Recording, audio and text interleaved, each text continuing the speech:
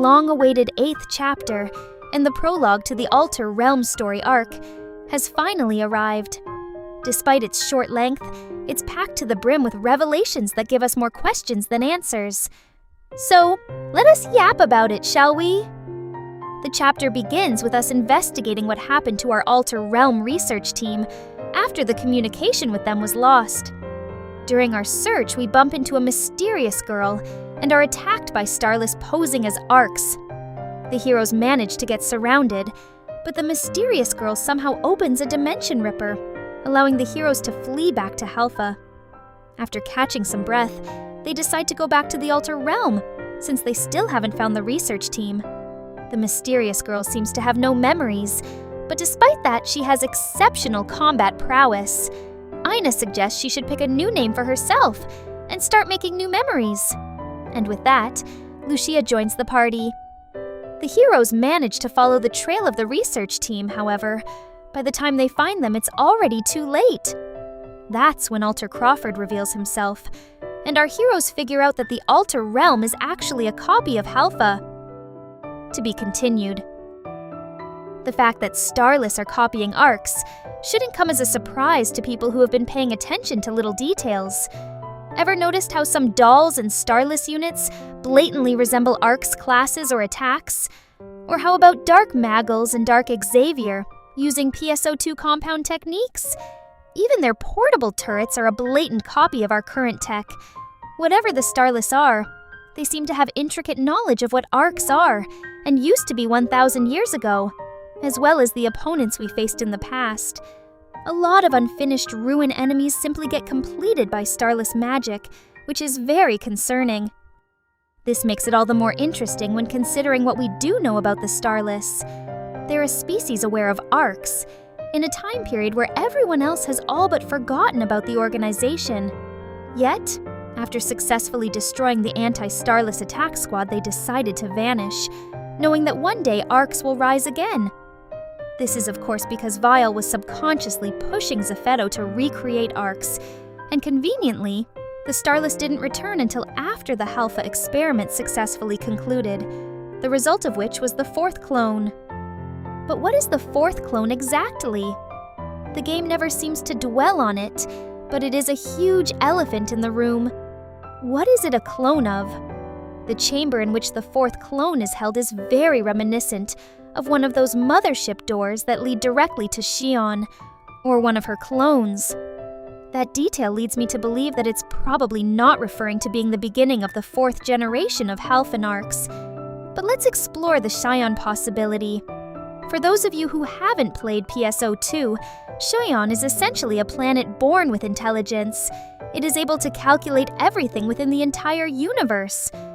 The Photoners were fascinated with Xion, and pretty much everything in PSO2 happened because the Photoners tried to replicate her. So, is the 4th clone referring to that? I'm not so sure. There is a lot of evidence pointing towards it, but one inconsistency has me doubt this theory. As far as we're aware, we know of more than 4 Xion clones. There is Profound Darkness, a Xion clone that got corrupted by the bad vibes of the Photoners. Then there is Mother, a near-perfect clone that was discarded for being too unstable. There's also Xiao, who is a clone of Xion on a smaller scale. He's not nearly as powerful as her. Well, at least when we first met him during episode 2. And then there is Amduskia, which is an amalgamation of 2 imperfect Xion clones. The only way the term 4th clone could apply to a Xion clone is if we completely disregard Amduskia, since the 2 clones are described as being imperfect, while the other 3 are near perfect. But now let's talk about the things that do support the theory that the 4th clone might refer to a Xion clone. The Clarissa staff outside of Nameless City is modeled after the cosmogenic arm, called Clarissa the White. Clarissa is the name of the Photoner, who Xion is very fond of, and every time we see her, she assumes Clarissa's physical appearance. This does make me wonder if perhaps something was lost in translation when PSO2 Global was being released. You see, if you played the game with the Japanese fan patch, the name New Genesis should have immediately raised an eyebrow, because the word Genesis is extremely important in PSO2 lore. Cosmogenic arms are actually called Genesis weapons in the Japanese version. And while we don't know if NGS plans to keep Genesis weapons as part of the lore, there are comments on the concept art of some weapons that suggest they might. One of the 3 new Genesis weapon candidates is Crawford's wand, and wouldn't you know it, Alter Crawford is already part of the villain team. How very interesting. Nadare also has a very peculiar set of jet boots, which we never received as a weapon camo. And you probably noticed it already, but I blurred out a portion of this image for a reason. Goroa's weapon also lacks a weapon camo in-game, and is a Genesis weapon candidate as well. The color variant version actually has a starless color scheme, so I would be shocked if we won't see Alter Garo at some point. In fact, I'm so confident about it I even decided to hint towards it in the remake of my Our Life, Our Scars melody video. Another thing suggesting the 4th clone might be a Xion clone has to do with Lucia herself.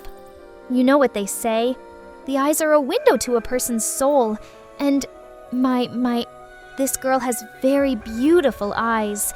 She is the 4th clone. She woke up with no memories but is extremely capable in combat, which is exactly how Zephedo described the 4th clone. A vessel with no soul, only the combat data gathered from the player character. Additionally, she can open dimension rippers and predict when Starless are going to spawn, very reminiscent of Xiao in PSO2. But also this is because Veil lies dormant within her. If you remember, Veil snatched the 4th clone before anyone could use it against him, so if Lucia is the 4th clone, then Veil most definitely is backseat gaming. Lucia's theme is also very interesting. This part in particular.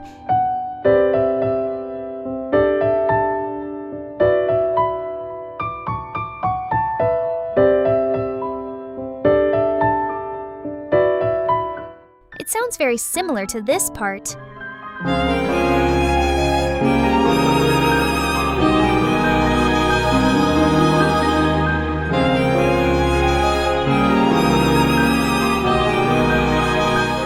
Interestingly, it is followed by a part that sounds like the Song of Mourning.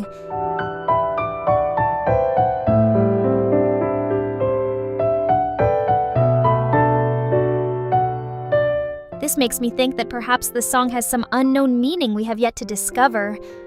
Alter Crawford's theme, on the other hand, is a very dark and corrupt version of the regular Crawford's theme.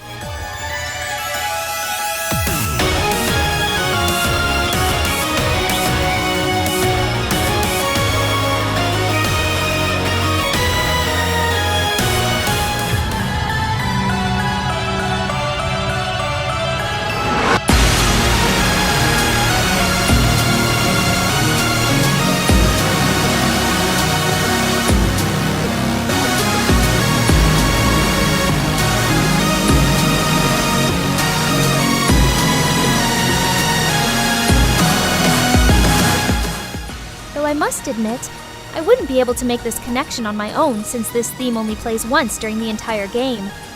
Crawford, you really need to leave that command room more often. The question now is, what is Vial trying to accomplish? Alter Crawford seemed to have realized what was happening once he got a good look at Lucia, saying their plan is already in motion. What plan is he referring to? I guess we'll have to sit tight and wait till August for Chapter 9. But I think we can start making educated guesses. We do find out that the Alter Realm is a copy of Halpha. Now, why would the Starless feel the need to copy Halpha? Well, I assume this may have something to do with ARKS not being so easily subduable as they originally might have hoped. If the 4th clone is supposed to be a clone of Xion, then naturally there would need to be an ocean planet tied to it as well. You know, like Halpha. However, we're making the occupation of Halpha quite difficult for Starless, so maybe they initiated Plan B, where instead of occupying Halpha, they just copy it instead. Maybe we have something the Starless need to actually finish the process of copying the planet, and maybe Vial is infiltrating ARKS through Lucia to gain possession of that thing, or maybe he hopes to sabotage the central cannon, since it's clearly a thorn in their side. Or hey, maybe Vile had a change of heart and fell in love with us after we kicked his ass so hard he exploded. You never know. I find Lucia's character design also very interesting. It is clearly heavily inspired by Doll's units, with elements reflecting the two states of Photon Zoll. If you think about it, Dolls and Halpha ARKS are the native species of Halpha, with Dolls factories all over the planet to ensure constant production. If Lucia, and by extension Halpha, is meant to be a clone of Xion, then this outfit decision would make a lot of sense. And I mean, restoring ARKS to their former glory would technically require a new mothership as well. On the flip side, what would the Starless need a Xion clone for? Well, when talking about Xion clones in the wrong hands, all roads lead to the profound darkness. Dark Falls Vale is the Emperor of Starless, but he's described as a regular Dark Falls class Starless enemy, who simply has the highest kill count. I realize that everything I'm talking about implies that Lucia is going to have a very tragic fate in this story, but it wouldn't be the first nor last time this trope is used in the franchise. Watch me be completely wrong, though. I'd have a good laugh. By the way, I don't think Luther is coming back as a character. I think people theorizing in that direction are going towards a dead end. The point of Luther coming back was to display what Starless are capable of. If they can bring back entire Dark Fallses, even though they're based on scrapped unfinished data, then technically they could bring back every enemy we ever fought against. While on the topic of Luther, this isn't new by any means, but I'd like to mention it just to have it on the record. Luther's music has a part that's reminiscent of Olga Flo from the original PSO.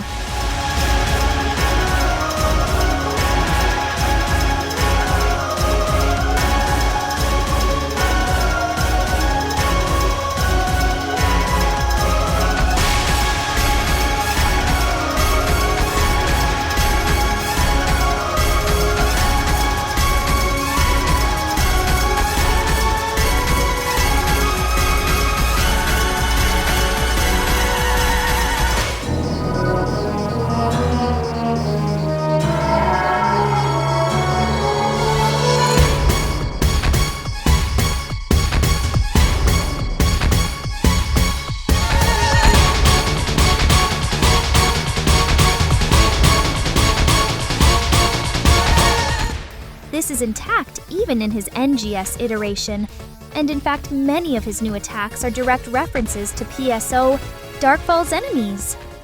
But that will be it for today. Let me know what you think about the story, and in what direction it might go into. I'll see you guys in the next episode, yapping about Chapter 9 in August. Until then, I'll see you all in-game. Take care!